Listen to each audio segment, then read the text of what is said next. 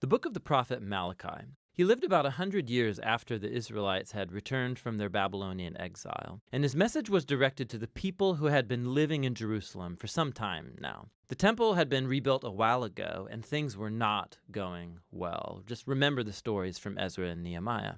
Now, when the Israelites first returned from exile, their hopes were high. They would return and rebuild their lives and the temple. All of the great promises of the prophets would come true. The Messiah would come and set up God's kingdom over a unified Israel and over the nations and bring justice and peace for all. But that's not what happened. The Israelites who repopulated the city proved to be just as unfaithful to God as their ancestors, resulting in poverty and injustice. And so in Malachi, we find out just how corrupt this new generation has become.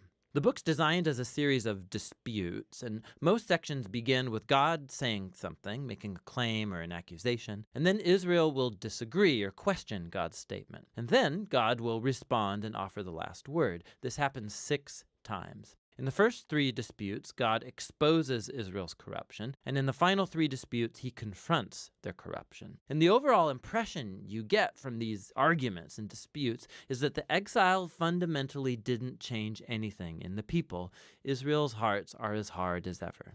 The first dispute starts when God says that he still loves his covenant people despite their failures. And Israel rudely objects, saying, "How have you shown us any love?" And so God reminds them of how he graciously chose the family of Jacob, their ancestor, to become the carrier of God's covenant promises, instead of Esau, his brother, and the family that came from him, who eventually came to ruin. Remember the stories from Genesis and the book of Obadiah. And so right from this first dispute, Israel is exposed as suspicious, doubting God's love and faithfulness. The second dispute exposes a problem with Israel's second temple. God accuses the people of despising and defiling the temple. And the people fire back, "How have we despised you?" And so God responds by focusing on the people, how they're bringing shamefully lame offerings of these sick, blemished animals that show that they don't value or honor their God.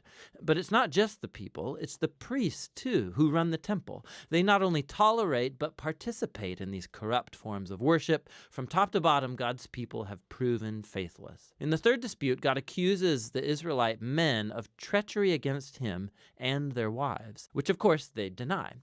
And God exposes the toxic combination of idolatry and divorce taking place. You have Israelite men marrying non-Israelite women and then adopting the worship of their wives' ancestral gods into their homes. Remember the story from Nehemiah chapter 13. And so Malachi connects this to a wave of men divorcing their wives for no good reason. And the people are all fine with this. And Malachi says, no, it's a betrayal of your covenant with God. And so Malachi transitions into the second set of disputes that confront Israel's rebellion. So the fourth dispute begins with the Israelites accusing God of neglect, saying, "Where is the God of justice?" They see injustice and corruption abounding, and God seems to do nothing. So God responds by saying that he'll send a messenger who will prepare the people for God's personal return in the day of the Lord. He will come like fire to purify his people and to remove idolatry and sexual immorality and injustice so that only the faithful remnant is left to become his people. In the fifth dispute, God calls the people to turn back to him, to which the people say, "How can we turn back?"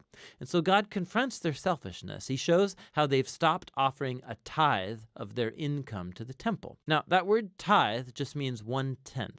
It's the amount of their income and produce that the Israelites were to annually donate to support the temple and its priests. The practice is laid out in different parts of the Torah. Now, we know from Malachi and from the book of Nehemiah that the people were neglecting this responsibility. And so the temple was falling into disrepair. And so God confronts them. He says he wants to bless them with abundance, but only if they're going to be faithful. In the final dispute, the people accuse God and say that it's pointless to serve him. They observe wicked, prideful people succeeding in life, and God does nothing.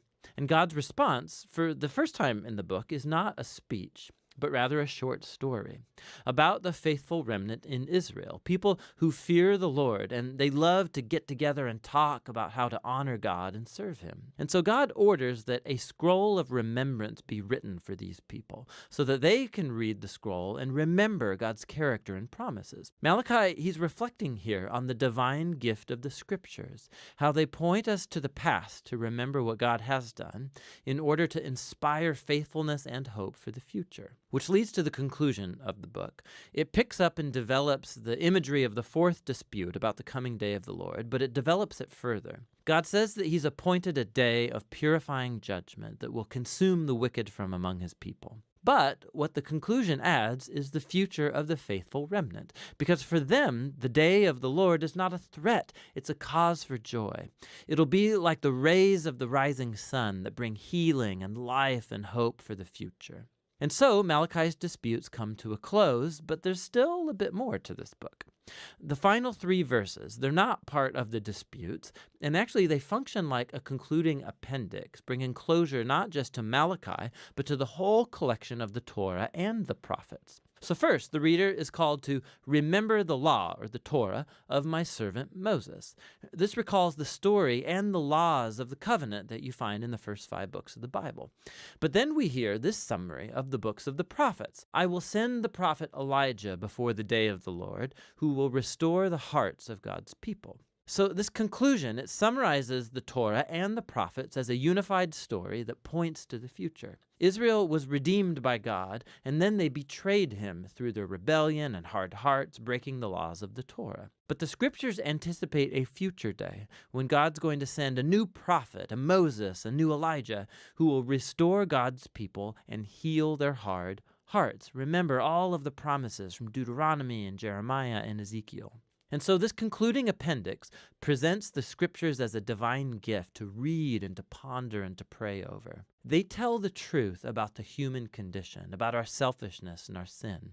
But they also announce God's promise that one day he would send a messenger and then show up personally to confront evil, to restore his people and bring his healing justice. And it's that future hope that Malachi and the Torah and all of the prophets are about.